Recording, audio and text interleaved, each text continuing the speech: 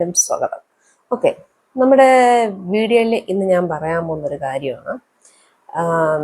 മാരേജിന് ശേഷം ഭയങ്കര അടിയാണ്, വഴക്കാണ്. കല്യാണത്തിന് മുമ്പ് വരെ ഒരു പ്രശ്നമില്ലായിരുന്നു. എന്തു പറയാനായിട്ട്, കോൾ ചെയ്യുമ്പോഴും സംസാരിക്കുമ്പോഴും പുറത്തു പോകുമ്പോഴും നമ്മൾ സ്നേഹിക്കുന്ന ടൈമിലുള്ള പോലെയൊന്നും അല്ല ഇപ്പം ഒട്ടും അഡ്ജസ്റ്റ് ചെയ്യാൻ പറ്റുന്നില്ല. പറയുന്നത് അങ്ങോട്ട് ഇങ്ങോട്ടും ഒന്നും ശരിയാവുന്നില്ല. അങ്ങനെയായി നമ്മൾ ഡിവോഴ്സിലേക്ക് പോവുകയാണ്. ഇങ്ങനെ പറയുന്ന കുറച്ച് കപ്പിൾസ് ഉണ്ട് അല്ലേ. പിന്നെ കുറച്ച് പേരുണ്ട്, അപ്പോൾ എല്ലാം സ്ട്രഗിൾ ചെയ്ത് ഡെയിലി നടക്കുന്ന പ്രശ്നങ്ങളെല്ലാം സഹിച്ചും കണ്ടും കേട്ടും പോകുന്ന കുറച്ച് ആൾക്കാർ വേറൊരു സൈഡിലുണ്ട്. ഓക്കെ, അപ്പം ഈ രണ്ടുപേരും അല്ലാത്ത വേറൊരു കാറ്റഗറി ആയിട്ടുള്ള കുറച്ച് ആൾക്കാരുണ്ട്. എന്നുവെച്ചാൽ അവരെന്തെന്ന് വെച്ച് കഴിഞ്ഞാൽ എന്തു വന്നാലും അവർ പരസ്പര സ്നേഹത്തിലും ഐക്യത്തിലും ഒത്തൊരുമിച്ച് പോകുന്ന കുറച്ച് ആൾക്കാരുണ്ട്. ഓക്കെ, അങ്ങനെ 2-3 പേരെ ഇങ്ങനെ ഗ്രൂപ്പായിട്ട് മാറി നടക്കുന്നതാണ് എന്തു പറയട്ടെ ഫാമിലിക്കകത്ത് മാരേജ് കാര്യങ്ങൾ ഇങ്ങനെ വരുന്നത്. ഓക്കെ, ഇതിൽ എൻ്റെ രീതിക്ക് ഒന്നൊരു അഭിപ്രായമാണ് ഞാൻ പറയുന്നത്. അപ്പം എല്ലാവർക്കും എങ്ങനെയായിരിക്കുന്നു നമുക്കറിയത്തില്ല. പൊതുവേ നടക്കുന്ന ഒരു രീതി എന്ന് പറഞ്ഞു കഴിഞ്ഞാൽ നമ്മളിപ്പോൾ എന്തു പറയാനായിട്ട് പരസ്പരം അങ്ങോട്ടും ഇങ്ങോട്ടും ഇപ്പം ഒരാൾക്ക് ഒന്നും വേണ്ട, ഒരു പാസ്റ്റ് ലൈഫിൽ നിന്ന് ഒരു വ്യക്തി വരെ ഇരിക്കും. ഇതെല്ലാം അറിഞ്ഞിട്ടായിരിക്കുമല്ലോ മറ്റേ ഒരാളെ അക്സെപ്റ്റ് ചെയ്ത് സ്വീകരിക്കാൻ പോകുന്നത്. ഇപ്പം ഒരാൾക്ക് കല്യാണത്തിന് മുമ്പ് വേറൊരു അഫെയർ ഉണ്ടായിരുന്നു, അത് ബ്രേക്കപ്പ് ആയിപ്പോയി. അല്ലെങ്കിൽ ഒരാൾ വേറൊരു മാരേജ് കഴിച്ചിട്ടുണ്ടായിരുന്നു, അത് ബ്രേക്കപ്പ് ആയിപ്പോയി, അത് ശരിയായിട്ടില്ല. ഇതെല്ലാം അറിഞ്ഞാണല്ലോ സെക്കൻഡ് പാർട്ടി വരുന്നത്. അപ്പം അല്ലെങ്കിൽ ആ ഒരു റിലേഷൻ എല്ലാം ബ്രേക്ക് ആയതിനു ശേഷമുള്ള ഒരു ഫസ്റ്റ് മാരേജിലോട്ട് പോകുന്ന ഒരാൾ. അപ്പം ഇതെല്ലാം പോയി അവരെല്ലാവരും അപ്പം ആ ടൈമിൽ അങ്ങോട്ടും ഇങ്ങോട്ടും കുറ്റമൊന്നുമില്ല. ഫോൺ വിളിക്കുമ്പോൾ ഓക്കെ, എനിക്കത് 100% എനിക്കൊരു പ്രശ്നമില്ല, എനിക്ക് ഇങ്ങനത്തെ ഒരു ലൈഫ് ഉണ്ടായിരുന്നു.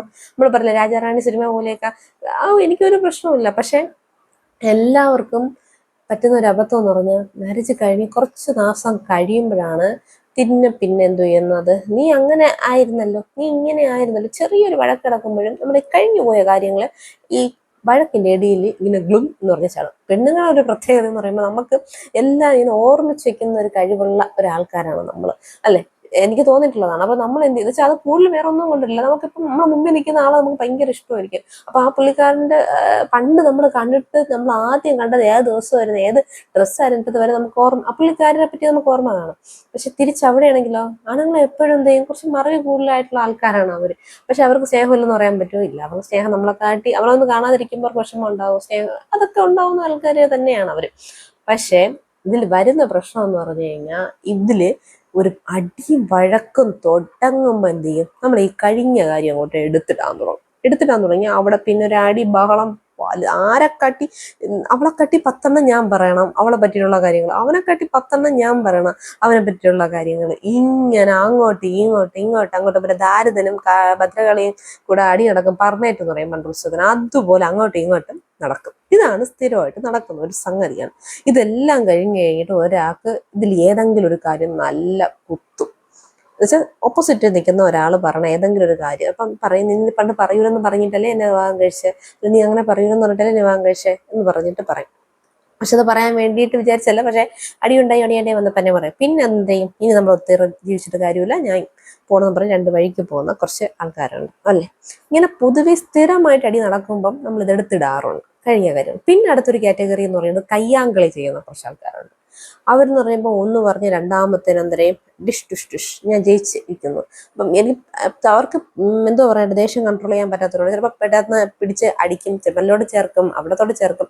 ഇതെല്ലാം കൊള്ളുന്നത് ആരായിരിക്കും, ആ ഒരു പെങ്കൊച്ചിനാണ്. പിന്നെ മനസ്സിലാക്കേണ്ട ഒരു കാര്യം എന്ന് പറഞ്ഞാൽ നമ്മൾ ചുമ്മാ ഒരടി അടിക്കുന്നതായിരിക്കും, ഒരു പിടിച്ചു കൊണ്ട് തള്ളുന്നതായിരിക്കും. അപ്പം ചിലപ്പോൾ ഒന്ന് വന്ന് വീണായിരിക്കാം. പക്ഷെ നമ്മൾ കുറേ നാൾ കഴിഞ്ഞിട്ടായിരിക്കും ലേഡീസിനെ സംബന്ധിച്ച് ഒരു പ്രഗ്നൻസി കാര്യങ്ങളോ അല്ലെങ്കിൽ വേറെ എന്തെങ്കിലും വരുമ്പോഴേ ഇതൊരു ഈ അടിയും കുത്തും ചവിട്ടൊക്കെ പിന്നെ ഹോസ്പിറ്റലിലോട്ട് ചെല്ലുമ്പോഴായിരിക്കും അന്നത്തെ ഒരു ഇമ്പാക്ട് നടക്കുന്നത്. വെച്ചാൽ ഒരു ഉദാഹരണമാണ്, ഞാൻ വന്നിട്ട് എൻ്റെ ഒരു ഏകദേശം കൊച്ചിലെ വന്നിട്ട് കട്ടിൽ നിന്ന് വീണായിരുന്നു. എൻ്റെ ഈ ഒരു സൈഡിലായിട്ട് അന്ന് വീണപ്പം ഒരു ഞരമ്പൊന്ന് തെറ്റിപ്പോയി, അതുപോലെ കിടപ്പുണ്ട്. അന്ന് ഹോസ്പിറ്റലിലേക്ക് കൊണ്ടുപോയി. എനിക്ക് അതിന് അന്ന് കുറച്ച് നാളെ ഞാൻ ചെറുതായിട്ട് കൂട്ടുകാർ കളിക്കാനായിട്ടൊക്കെ പോകുമ്പം തലയെ തട്ടി കഴിഞ്ഞെങ്കിൽ ബോധം കെട്ട് കഴിയുന്ന ടെൻഡൻസി ഉണ്ടായിരുന്നു. പിന്നെ വലുതായി ഇവരെ ഹോസ്പിറ്റലിൽ കാണിച്ച് മാറ്റമൊക്കെ വന്നു, അങ്ങനെ വേറെ പ്രശ്നമൊന്നുമില്ല. അങ്ങനെ തലകെട്ടി വീഴുന്ന ഒരു രീതിയൊന്നും പിന്നെ വന്നിട്ടില്ലായിരുന്നു. പക്ഷെ ഇന്നും ഇത്രയും വർഷങ്ങളും വയസ്സും ആയിട്ടുണ്ട്, എൻ്റെ ആ അന്ന് വീണ ഞരമ്പിൻ്റെ ഇത് ഇപ്പോഴും ഇങ്ങനെ കിടപ്പുണ്ട്. അതുകൊണ്ടിട്ടാണ് എനിക്ക് മൈഗ്രെയിൻ ഇടയ്ക്കിടയ്ക്ക് വരുന്നതെന്നാണ് ഇടയ്ക്ക് വെച്ച് കാണിച്ചപ്പോൾ ഡോക്ടർ പറഞ്ഞു. മനസ്സിലായി. ചെറിയൊരു വീഴ്ച തോന്നുന്നതാണ് ഇത്. അപ്പം നമ്മളൊരു ചെറിയ കയ്യബദ്ധം നമ്മളെ ഓപ്പോസിറ്റ് നിൽക്കുന്ന വ്യക്തിക്ക് എങ്ങനായി തീരുമെന്ന് നമുക്കറിയത്തില്ല. അതുകൊണ്ടിട്ട് നമ്മൾ കയ്യാങ്കളി കളിക്കുമ്പോഴത്തേക്കും നമ്മൾ ജയിക്കുമായിരിക്കും. ചിലപ്പോൾ ഒരു അടി അടിച്ച് ചിലപ്പോൾ അവൾ പറയും എന്നെ ഇന്നലെ ചേട്ടൻ അടിച്ചിട്ട് പോയി, എൻ്റെ കവിളിൽ ഇങ്ങനെ പോയി. പക്ഷെ കവിളിലോ കഴുത്തിലോ എവിടെയാണെങ്കിലും നമ്മൾ അടി കൊണ്ടു എന്ന് വിചാരിക്കുക. പക്ഷെ ഇങ്ങനത്തെ ഒരു പ്രശ്നം നമുക്ക് വന്നാലോ അല്ലെങ്കിൽ വരാൻ ചാൻസ് ഉണ്ടല്ലോ എന്ന് വിചാരിക്കും. പിന്നെ നമ്മൾ പറയുമല്ലോ നാക്കിന് എല്ലില്ല, അതുകൊണ്ട് എന്തും വിളിച്ചു പറയുന്ന ലൈസൻസ് അടി കിട്ടാൻ കാര്യത്തിന് വേണ്ടിയിട്ട് നമ്മൾ എത്തിക്കാതിരിക്കണം മാക്സിമം. പിന്നെ ചിലർക്ക് ഈ ദേഷ്യം കാര്യങ്ങൾ കൺട്രോൾ ചെയ്യാൻ പറ്റാത്തവരാണെങ്കിൽ ചിലർ അവർക്ക് എന്തെങ്കിലും ഒരു ട്രോമ കാണും. അവർക്ക് എന്തെങ്കിലും അടിയിലേ പോകുമ്പോൾ ചിലർ ഇപ്പം ഇപ്പൊ ഒരു പയ്യൻ എന്തു പറയാൻ രണ്ടാമതിന് അടിക്കാനേ അവനോ അല്ലെ പിടിച്ചുകൊള്ളാനേ അറിയാം, അവന് ചെവരോട് ചേർക്കാനേ അറിയാം. ഇങ്ങനെയാണെങ്കിൽ എന്ത് ചെയ്യും, ചിലപ്പോൾ അവൻ്റെ ഫാമിലി ചിലപ്പോൾ അവൻ്റെ അച്ഛനും അമ്മയും അങ്ങനെ വന്നിട്ടുള്ള ഒരാളായിരിക്കാം. മനസ്സിലായോ?